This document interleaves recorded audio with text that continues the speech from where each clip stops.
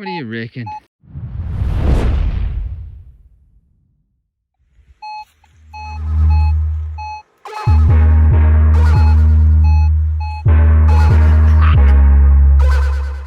Yeah.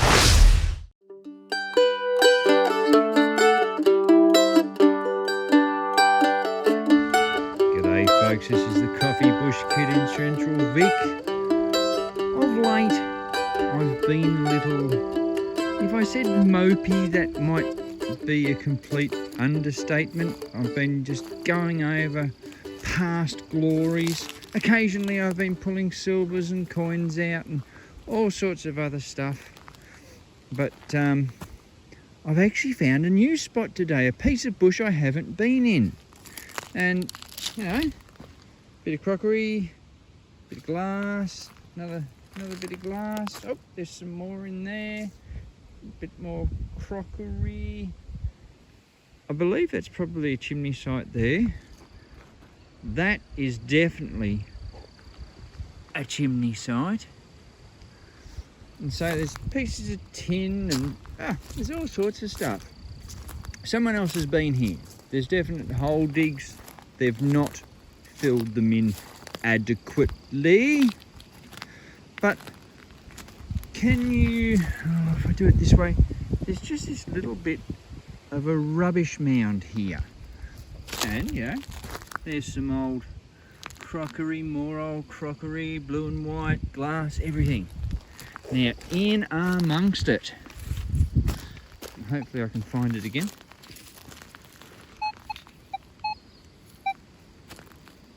Oh, there we are. Listen to that. We could play that tune all day. Oh, that's just glorious. Right, now, I have seen it. And I quickly covered it up again so that it wouldn't wake up and run away. Right? If it's that high, if it's ringing up that high, what's it got to be? What's it going to be? What is it going to be sitting on top of the ground? Surely that's got to be a token for us. Surely it has to be a token. Let's clean it up and we will find out. Alright, we are back. I'm going from being mopey. I am rather elated and chuffed. Oh, by the way, hand, knee. Hello, Kathleen. Anyway, that, as you can see about there, it says peace and plenty up the top, 1861. You go, yeah, cool. This is more than likely a peace and plenty token. No worries. We turn it over. We see the lady with the scale sitting on the rocks. But there's something different. And the difference is because around here it says Warnock Brothers, Melbourne, and look at that down there, Malden. I only read about these the other day. Warnock Brothers, Melbourne and Malden. I thought to myself, geez, I wouldn't mind getting one of those. Well, how's that? I've got one. That's unbelievable. And to have it sunbaking and where I reckon someone's already dug, or if it wasn't someone, it was an echidna. But that is just absolutely gobsmackingly amazing. And I don't have one of these, but do you know what? Now I do. Oh, I'm bloody wrapped with that, and that's in good nick. That is awesome.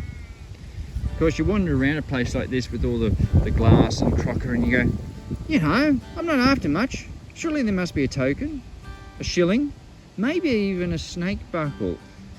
You'll just start listing everything. And a Warnock Brothers Melbourne and Malden token from 1861, I was not expecting. But that is just bloody awesome.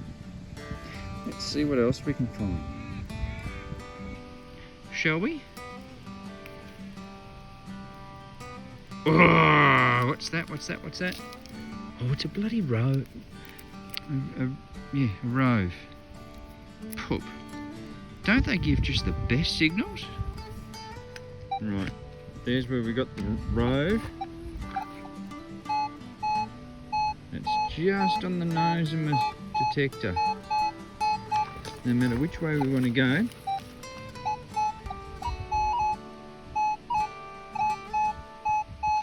So, best we dig it up. Is it another one? It's that. Right, I reckon you need to see this. And you may well think to yourself right this very minute, yes, he's spent too much time out in the bush by himself. But this is a cracking little find. There we go. Quick, can anyone guess what it is before I tell you? Good, time's up.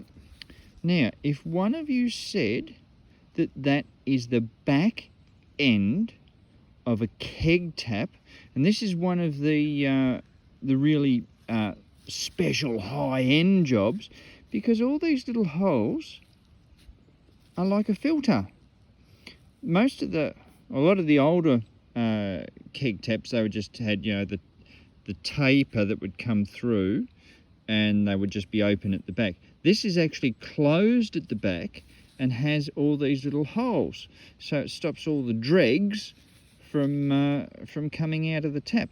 And you see all those lines that are running horizontal there, so that it gets a nice bite into the timber. And you can see it's bigger this end, smaller that end. Would have come out probably about that far with a closed end.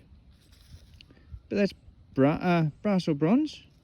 That's just a cracking little find. And I thought you needed to see it. Now you have. You can go back to your live, citizens. But probably keep watching anyway. I got a 19 when I should be going. And down in that hole has come this.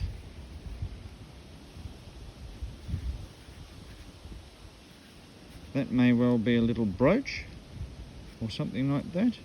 I see that sticking up. I'm going to say that's the back that would have had a pin on it. I will gently clean it up and we'll see what we've got.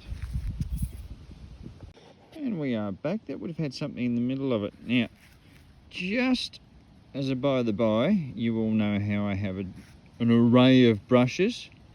Toothbrush this time, because I deemed that it was just going to be a little bit too brittle. But you see I've still got the pin there, which is pretty cool.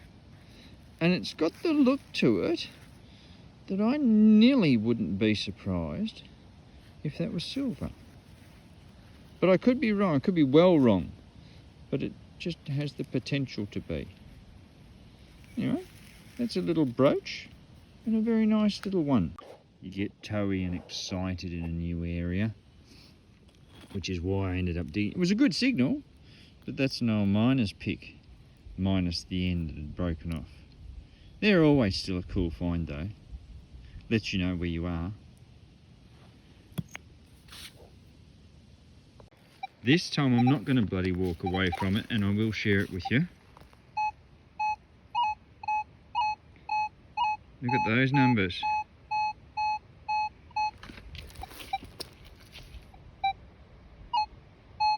It's just there, and it is just there. Rightio, let's have a look. Dig back from it. It's not that deep.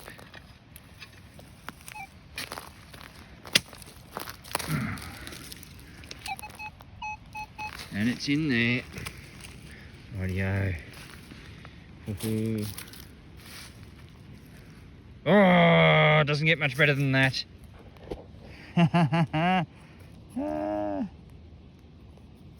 Beautiful. Now, we'll clean that up because it's a halfpenny, I believe, and we'll see what we've got. We are back, and that, there we go, you can just see him in the light. That'll be a George III halfpenny. More than likely 1806, 1807, thereabouts. Anyway, still a very cool find. Britannia side's not bad. Anyway, we will keep going. Well, here I am by a gully that runs through here. And it's all big surfacey areas and all sorts of stuff. Now, that. Yeah, I thought, you know, could be in for a threepence or something. Or even a groat. But look at this. Doesn't that fill you with wonderment? Is that part of a knife handle? Yeah. It might not be. In fact, it's not. I would say that that actually is part of a cake tray, cake plate. There's the thread, would have gone through the thing. There's your handle. I reckon we should clean that up and see what pattern we have. But that's pretty bloody neat.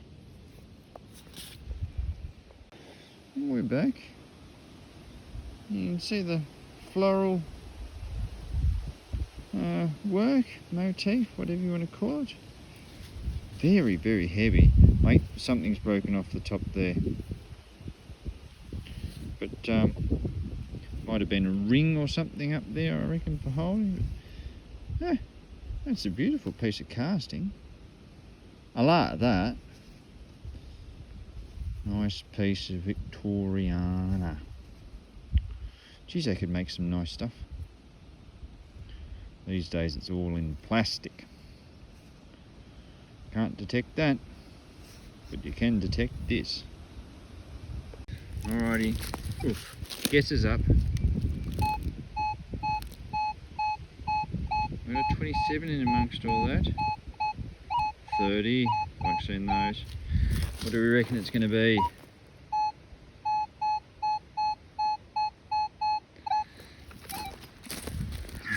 Too high for a buckle. Is it just going to be a piece of trash, or are we up for something really, really cool? Oop, where are we? It's out. Oh! As I've said before, as the hunters and collectors asked us, do you see what I see? Oh, yes. Oh, beautiful. Alright, we need to clean that up. Very thin, very old. Let's find out. Try and hide you from the wind, so if we get any, my apologies. That is a flat disc. I would hazard a guess that that was probably, almost looks like that should be Britannia there. I'd nearly say the likes of any of the Georges or a William halfpenny. It's just smooth as, and we'll never know. But we did find it, so that's a good thing. Let's keep going. And as you know, it probably wouldn't be me if I didn't pull one of those out of the ground. And there we go. She works. Suspender buckle.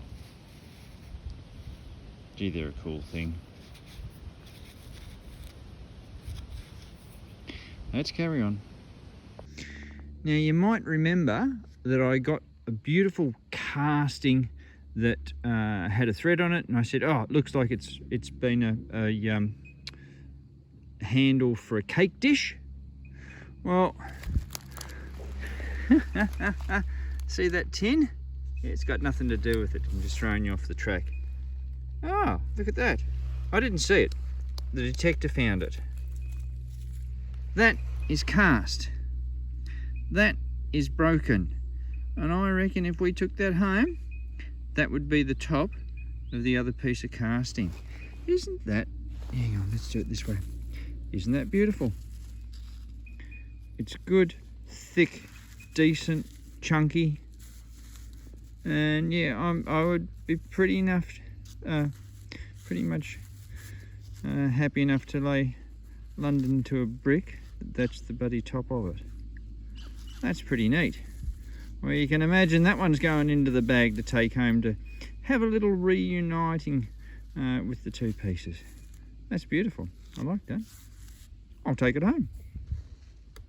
Well, the finds are getting fewer and farther between. Down in there, 18. It was good, it was solid, it was 2 bars down. And we pulled out that. So that's one of the, a tensioner for a belt, for the likes of a snake buckle or something of the likes.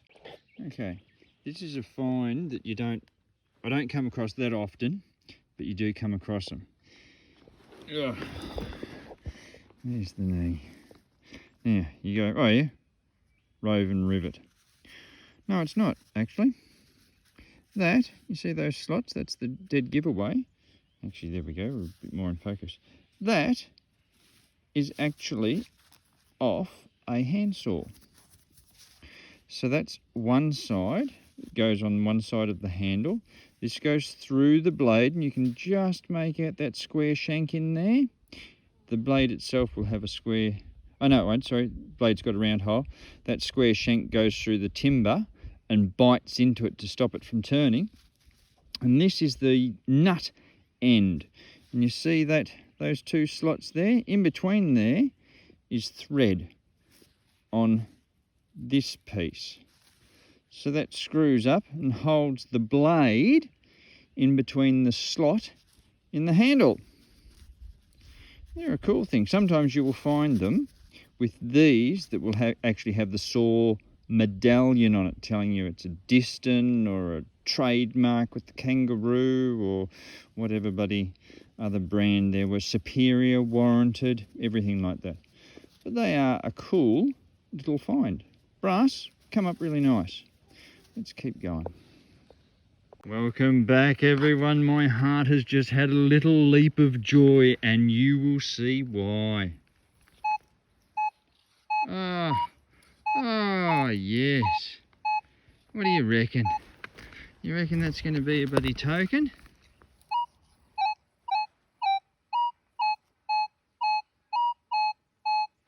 Something that should be good. Let's find out. Is it shallow? No, it's dig-worthy. Beautiful. Let's find out how deep it is. Right.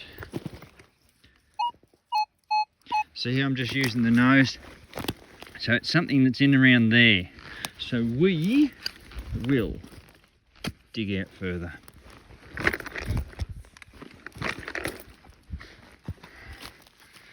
Here we go.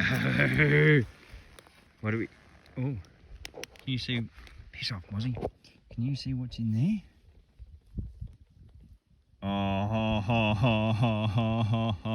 Oh, welcome to the light. Oh, and it's thick. And it's weighty in my hand. Let's... Oh, yeah. Oh, today's a good day. Feeling rather euphoric. Let's find out what it actually is. Alright, we are back and the mozzies are big. Now, Victoria, 1862. Okay, so you got the shield there with the emu and a kangaroo. Someone has had a go at it with a bloody nail. This is the sunburst shield, and it was done by Stokes. And not only has someone paid for this to be made, but Cheeky T Stokes, has also put some advertising on the bottom of their coin. But who is it? I hear you cry. Who's had this coin minted? Well, have a bloody look at that. It's Mr. Fromes. I can't see what the initial is. There's in Market Square. Oh, Castlemaine. Family Draper clothier and outfitter. How bloody magnificent is that? Look at that. That would have been the side that was down, because you see how that one's just a little bit more sun-worn and dirty and a bit more filthy. But that one, he would have been sitting face down, and that's why we can see so much detail. That's awesome. Oh, restores your faith in detecting, doesn't it? Anyway, keep in mind, always good to fill in some of your day detecting. Remember to fill in all your holes when you're finished. And we'll catch you next time.